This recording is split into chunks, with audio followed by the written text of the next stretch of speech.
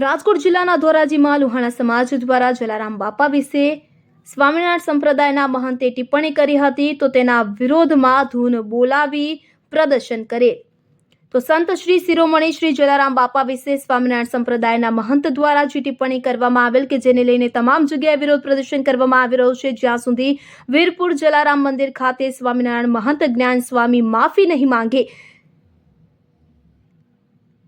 તો માફી માંગે તેવી માંગ કરવામાં આવી છે। ઠેર ઠેર અને જલારામ બાપાને માનનારા લોકો અને રઘુવંશી સમાજ અને લોહાણા સમાજમાં રોષ જોવા મળેલ છે, ત્યારે ધોરાજી રઘુવંશી સમાજ લોહાણા સમાજના લોકો બહોળી સંખ્યામાં ઉપસ્થિત રહીને ધોરાજીના લોહાણા સમાજવાડીમાં આવેલ જલારામ મંદિરના પટાંગણમાં એકત્રિત થઈને જ્ઞાન સ્વામીને જલારામ બાપા સદબુદ્ધિ આપે, વીરપુર જલારામ મંદિર ખાતે જઈને માફી માંગે તેમ ધૂન બોલાવી હતી। એક વ્યક્તિએ તો માનતા પણ રાખી છે કે જ્યાં સુધી સ્વામિનારાયણ મહંત દ્વારા વીરપુર જલારામ મંદિરે દર્શન કરી માફી નહીં માંગે ત્યાં સુધી પગમાં ચંપલ નહીં પહેરે તેવી માનતા રાખી છે। જો હજુ સુધી મહંત જ્ઞાન સ્વામી માફી નહીં માંગે તો આગામી દિવસોમાં જલદ કાર્યક્રમો પણ કરવામાં આવશે તેમ જણાવ્યું હતું।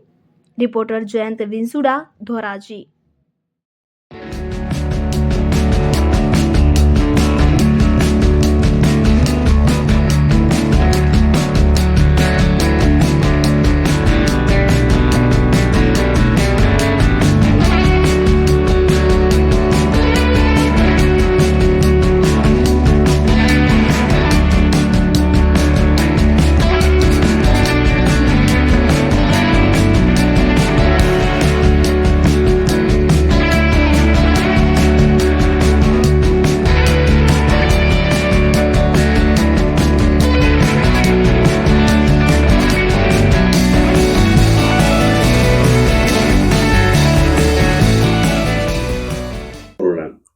જય જલારામ।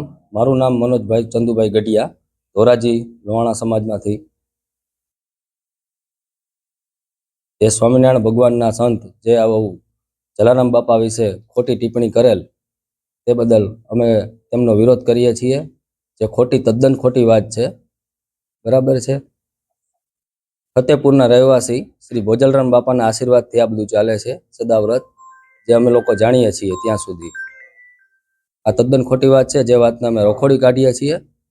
અને આજ રોજ મેં એવો સંકલ્પ કરેલ છે કે જ્યાં સુધી વીરપુરમાં આવીને આ સંત કે જે કોઈ ત્યાં આવીને બાપાની માફી ન માગે ત્યાં સુધી હું મારા પગમાં ચપ્પલ નહીં પહેરું એવો હું સંકલ્પ કરું છું। પ્રવીણ ઇન્દ્રચા, જલારામ મંદિર, ધોરાજી। પરમ પૂજ્ય જલારામ બાપા વિશે સ્વામિનારાયણ કહેવાતા સંત જ્ઞાન પ્રસાદજીએ જલારામ બાપા વિશે જે ટિપ્પણી કરી છે અને ખોટી વાતો ફેલાવી છે, જેના વિરોધમાં આજરોજ ધોરાજી જલારામ મંદિરે રઘુવંશી સમાજને જલારામ ભક્તો એકઠા થઈ રામધૂન બોલાવી અને એ માફી માંગી લે અને સદબુદ્ધિ એવી આપે અને એને જે ભાષા બોલી છે એના વિરોધમાં આજે અમે એકઠા થયા છીએ અને વધુમાં વધુ જલદ કાર્યક્રમો આપવાની પણ અમારી તૈયારી છે।